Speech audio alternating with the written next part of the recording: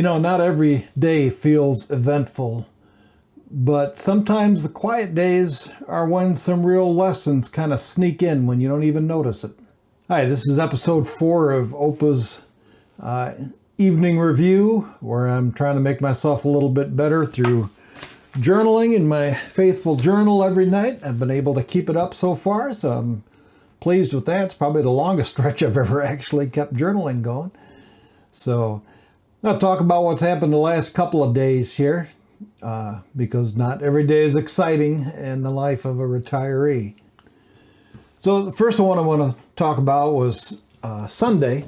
I run the live stream at my sister's church, a small church out in the country. I enjoy it, and you've been doing it since COVID, so for nearly 5 years now. But I kind of sit in the back and I take care of the tech stuff, and I run the live stream and do my thing. And then I usually just, exchange a few pleasantries. Hello, yeah, hi, how are you? And then get out of there afterwards. Well, Sunday, there's a woman there, Haley, that helps once in a while. And so she stopped in and said, hey, can I give you a hand? Sure, yeah, no problem. And so afterwards, she was just kind of being polite. And so I said, no, you know what? I need to try to get out there a little bit and be a little more forthcoming with talking to people. So I made a point of just exchanging some small talk about her kids. She was taking them back to college and things like that. And so, we talked for just 10 minutes, just little things of no consequence. But it was really nice, and it was nice for a change, me getting out of my comfort zone of just kind of keeping to myself and being the introvert that I am. So that was a nice little lesson. And then Monday, had a little bit of a challenge. Had to take the car in to get some work done. We'd had a check engine light for the four-wheel drive system coming on back during a trip to Toronto a few weeks back. And so I had to schedule it. Took like 4 weeks to get it in on their schedule. So I go to drop the car off, and the guy said, okay, yep, no problem. And now you understand that this appointment just gets you in the queue. It may be 2 or 3 days before we get around to looking at it. And I'm like, no, that's not going to work. Nobody told me that, or I would have made some other arrangements for another car.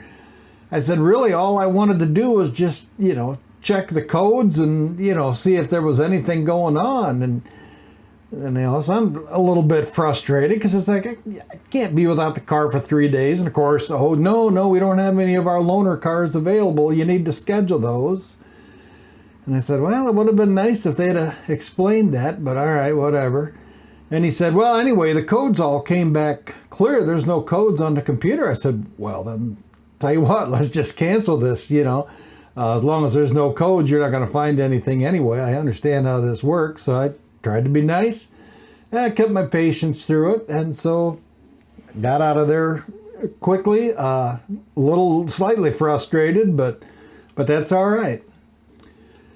And then the last little lesson is probably one of the most fun ones of all. Is the other day we had all the grandkids down here. We had our 4 grandsons, so the 2 that live near us and the 2 that live about an hour away up in Plymouth came down to visit and spend the day. And so that was a lot of fun, having a 6-year-old, a 5-year-old, a 3-year-old, and a 10-month-old all together. So it was organized chaos, but the kids were all well behaved. I took the 3 oldest ones on a walk around the neighborhood. That was an adventure in itself, because the 3-year-old, not so good on the listening part.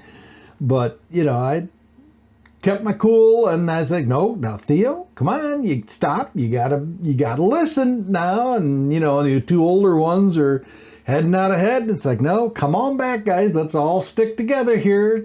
Because Opa can't chase you down because Theo's a runner. He'll take off and go. So that was fun. It's just such a blessing to have these grandkids, and just the noise and the confusion, and it's wonderful because they're all good kids. 99% of the time, everybody was really well behaved. And so it was just a reminder of what a blessing it is to have these grandkids, how blessed we are. So 3 ordinary days, nothing really dramatic, but each one gave me a little opportunity to try to remind myself to be a little bit better. Tried to do some extra cleaning along the way and running the sweeper and picking up after myself, trying to do a little bit better about that, being cognizant of the mess I'm leaving behind on the refrigerator doors or whatever. So things went really well. I'm real pleased, and mostly I'm happy that keeping up on the journal. So I got to keep pushing myself on that. If nothing else comes out of this, journaling is a great practice. I've always wanted to be consistent about it, and so I've got a bit of a start now. So, what small moments have you taught you anything lately? I'd love to hear about them. Leave something in the comments. But otherwise,